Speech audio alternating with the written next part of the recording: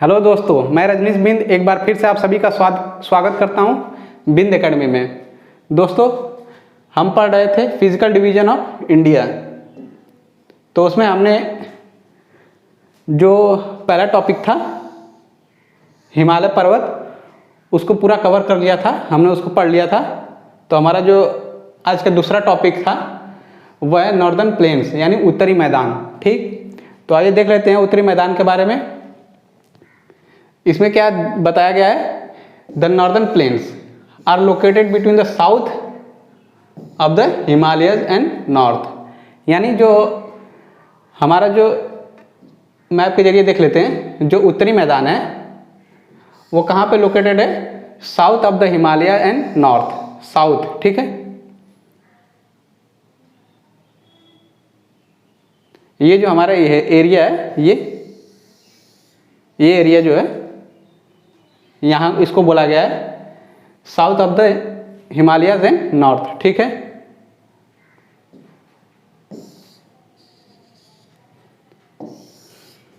फिर हमारा अगला पॉइंट आता है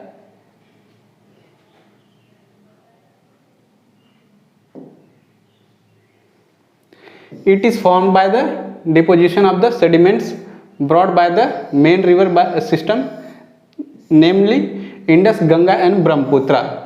ठीक है, तो इसमें देख लेते हैं ये कैसे बना हुआ है।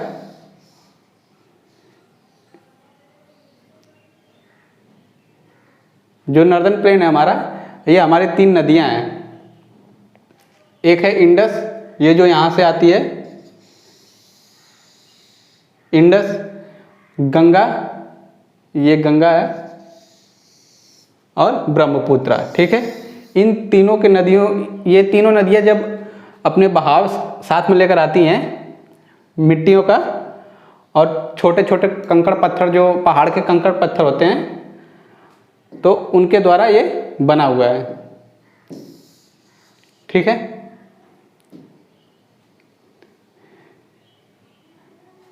उसके बाद आता है from Punjab in the west to Assam in the east, this plain is about 2400 kilometre long. मतलब ये जो प्लेन एरिया है हमारा नॉर्दर्न प्लेन्स जो है वो कहाँ से है, पंजाब से, ईस्ट पश्चिम पंजाब से लेके पूरा ये जो असम है पूरब तक, ठीक है, वहाँ तक फैला हुआ है। और कितना है इसका जो लंबाई है, 2400 किलोमीटर। ठीक है, पंजाब से लेके असम तक, ठीक, पश्चिम से पूर्व की ओर। तो मैप पे भी देख लेते हैं, ये जो हमारा नॉर्दर्न प्लेन है, ये नॉर्दर्न प्लेन है। ठीक है, ये पूरा यहाँ से असम तक ये फैला हुआ है, ये नॉर्दर्न प्लेन इतना है। ठीक, पंजाब से लेके असम तक, पश्चिम से पूर्व की ओर। फिर आगे आता है its width varies from about 300 kilometre in the west to about 150 kilometre in the east. इसका मतलब ये हुआ कि ये जो इसकी चौड़ाई है, नॉर्दर्न प्लेन की जो चौड़ाई है वो कितना है, 300 किलोमीटर ये वेस्ट में है। मतलब ये जो हमारा पश्चिमी इलाका है, इधर का क्षेत्र, उधर कितना हमें मिलेगा, 300 किलोमीटर मोटा मिलेगा। और जो पूर्वी हिस्सा है ईस्ट की साइड, इधर ये हमको करीब करीब 150 किलोमीटर चौड़ा मिलेगा। ठीक है,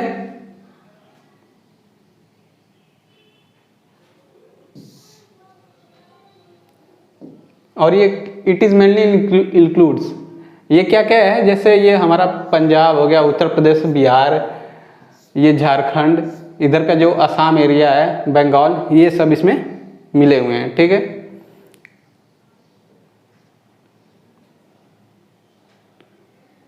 और ये दो कैटेगरी में जो हमारा ये जो हमारा नॉर्दर्न प्लेन है, ये दो कैटेगरी में बांटा गया है। ठीक है, तो पहला हमारा आता है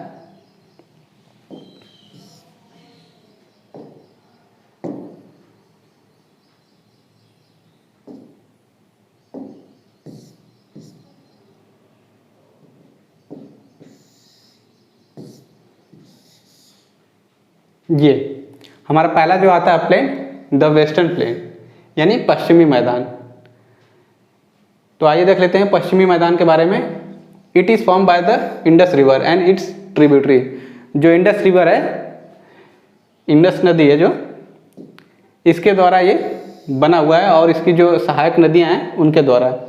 तो इंडस नदी ये देखते हैं, इंडस नदी ये चाइना से निकलते हुए ये यहाँ से ये पाकिस्तान में एंटर कर जाती है।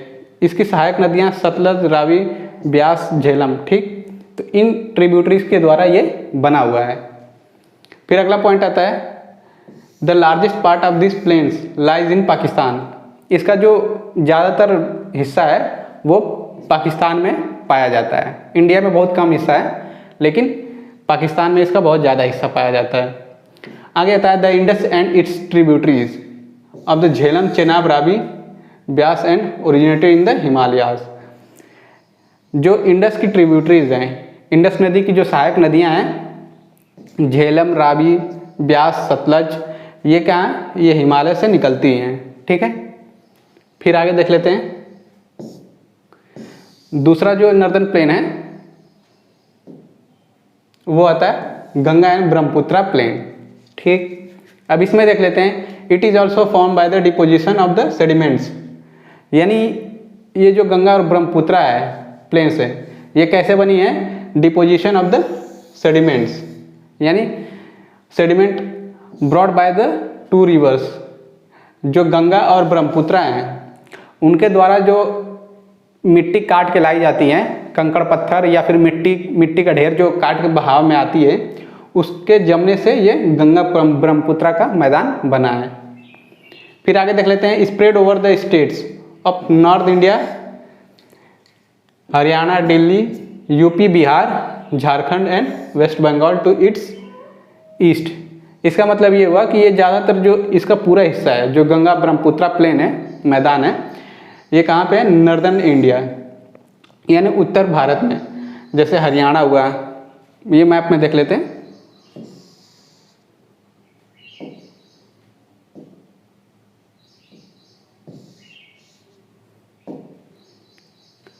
ये इधर नॉर्दर्न प्लेन, ये हरियाणा हो गया, इधर ये दिल्ली हो गया, यूपी हो गया, बिहार हो गया, ठीक है। तो इन जैसे एरिया में झारखंड, वेस्ट बंगाल ये हो गया, इधर ये पूरा फैला हुआ है। फिर आगे देख लेते हैं, अगला हमारा पॉइंट आता है पेनिनसुलर प्लेटू, यानी प्रायद्वीपी पठार। अब प्रायद्वीपी पठार में देख लेते हैं, the peninsular प्लेटू is triangular shaped table and land. इसका मतलब ये हुआ कि जो पेनिनसुलर प्लेटू है, ये प्रायद्वीपी पठार जो है, ये क्या है, ट्रायंगुलर, ये इन क्षेत्रों में पाया जाता है। ये जो क्षेत्र हैं ये पूरे एक ट्रायंगल बनता हुआ रहता है।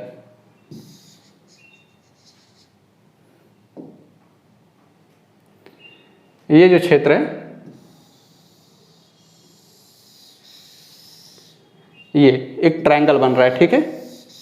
इतने क्षेत्र में प्रायद्वीपीय पठार पाए जाते हैं। फिर अगला पॉइंट आता है, it is spread over the state of Gujarat. ये हमारा गुजरात हो गया, गुजरात में ये फैला हुआ है। महाराष्ट्र ये हो गया, बिहार, ये बिहार साइड में हो गया। फिर कर्नाटक एंड आंध्र प्रदेश, ये कर्नाटक एंड आंध्र प्रदेश, ठीक। ये जो है ये ट्रायंगल शेप में बना हुआ है, ये इन जगहों पे फैला हुआ है, गुजरात, महाराष्ट्र, बिहार, कर्नाटक और आंध्र प्रदेश में। अगला पॉइंट आता है, रिवर नर्मदा डिवाइड्स। जो नर्मदा रिवर है वो क्या है, पेनिनसुलर को दो भाग में बांटती है, ठीक है। ये जो नर्मदा रिवर है, ये नर्मदा नदी जो है इस प्रायद्वीपीय पठार को दो हिस्सों में बांट देती है। कौन कौन सा है, द सेंट्रल हाईलैंड और डेक्कन प्लेटू। तो आइए देख लेते हैं सेंट्रल और डेक्कन प्लेटू के बारे में।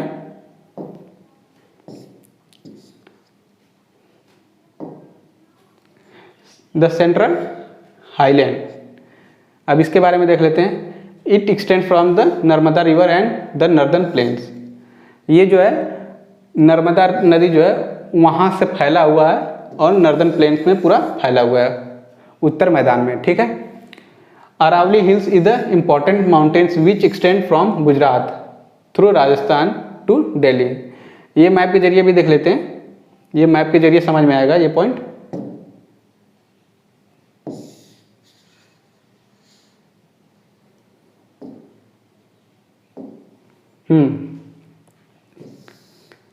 ये जो इसमें बताया गया है अरावली हिल्स, अरावली हिल्स, ये अरावली हिल्स इसमें जो कहाँ गई, ये हमारी अरावली हिल्स है,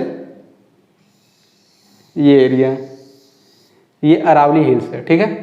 वो इसमें क्या बताया गया है, ये फैला हुआ है गुजरात, ये पूरा गुजरात है, गुजरात से होते हुए राजस्थान, और राजस्थान से पूरा ये दिल्ली, इधर पूरा इतना एरिया ये फैला हुआ है। अरावली की जो पहाड़ियाँ हैं। ठीक है। The highest peak of the Aravalli hills is Guru शिखर, जो इसका अरावली पहाड़ी है उसका जो सबसे ऊंची चोटी है उसका क्या नाम है, गुरु शिखर, और उसकी हाइट कितनी है 1722 मीटर। ठीक है। नियर माउंट आबू, ये माउंट आबू एक जगह है, वहाँ पे ये गुरु शिखर जो चोटी है पाई जाती है। The Malwa plateau and Chota Nagpur plateau are part of the central highlands. जो हमारा ये मालवा है और छोटा नागपुर ये है, ये मालवा है, मालवा प्लेटू और छोटा नागपुर, ये जो हिस्से हैं ये इसी के हैं, सेंट्रल हाईलैंड के हैं। ठीक है। फिर अगला पॉइंट आता है rivers Betwa, Chenab and Ken are the important river of the Malwa plateaus, while Mahadev, Kaimur and Maikal are the important hill of the Chota Nagpur प्लेटू। इसका मतलब हुआ कि जो ये नदियां हैं बेटवा, चेंबल और केन, ये जो हैं ये इसके जो मालवा है, मालवा प्लेटू, उसकी एक बहुत इम्पॉर्टेंट यानी ज़रूरी नदियां हैं। ठीक है। और बाकी ये जो हैं महादेव, कैमूर और मिकाल, ये जो हैं ये हिल्स हैं, यानी चोटियाँ, छोटी छोटी पहाड़ियाँ हैं। ये छोटा नागपुर की छोटी छोटी बहुत ज़रूरी पहाड़ियाँ हैं, इम्पॉर्टेंट पहाड़ियाँ हैं। ठीक। The valley of Narmada is lies between the Vindhyas and the Satpura which flow east to west and join the Arabian sea. इसका मतलब ये हुआ कि जो ये नर्मदा वैली है, एक बार आपको फिर से दिखा देते हैं।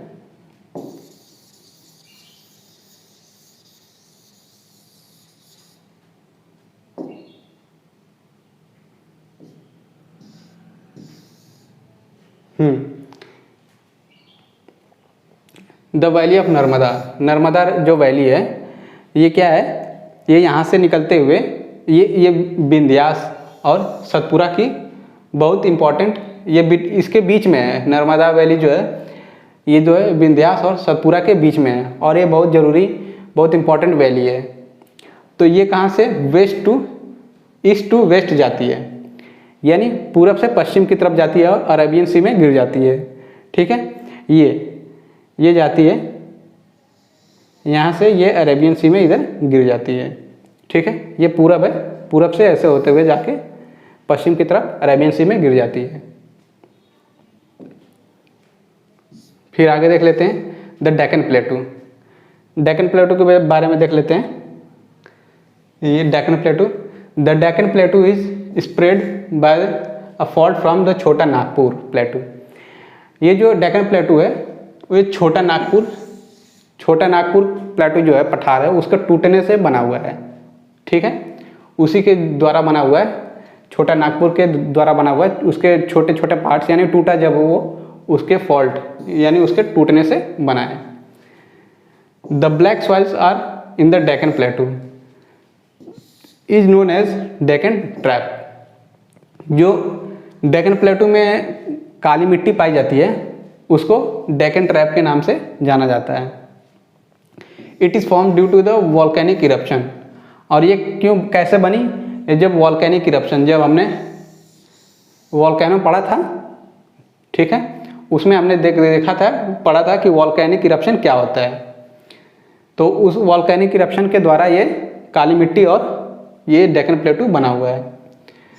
This soil is good for cotton and sugar cane cultivation. ये जो काली मिट्टी है ये बहुत उपजाऊ होती है और ये कॉटन और शुगर केन यानी गन्ने, जो गन्ना होता है उसकी खेती के लिए बहुत ये महत्वपूर्ण होती है, बहुत अच्छी मिट्टी मानी जाती है। The Deccan plateau is broadly divided into 2 parts, the western ghat और ईस्टर्न घाट। इसमें देख लेते हैं, इसमें यह बताया गया है कि जो डेक्कन प्लेटू है वो भी 2 हिस्सों में बांटा गया है। कौन कौन सा है? पहला है वेस्टर्न घाट और दूसरा है ईस्टर्न घाट। तो वेस्टर्न घाट ये जो एरिया है ये वेस्टर्न घाट हो गया और ये जो इतना एरिया है ये ईस्टर्न घाट हो गया, ये एरिया ईस्टर्न घाट हो गया, ठीक है। तो हमने आज का टॉपिक कंप्लीट कर लिया और उम्मीद करता हूँ दोस्तों कि जो आज का टॉपिक था आपको समझ में आया होगा और ये क्लास आपको पसंद आई होगी। तो दोस्तों अगर आप हमारे चैनल पर नए हैं और चैनल पे सब्सक्राइब नहीं किए हैं तो अभी चैनल को सब्सक्राइब करिए बिंद एकेडमी को और हमसे जुड़ जाइए और वीडियो को लाइक करिए, शेयर करिए और कमेंट करिए।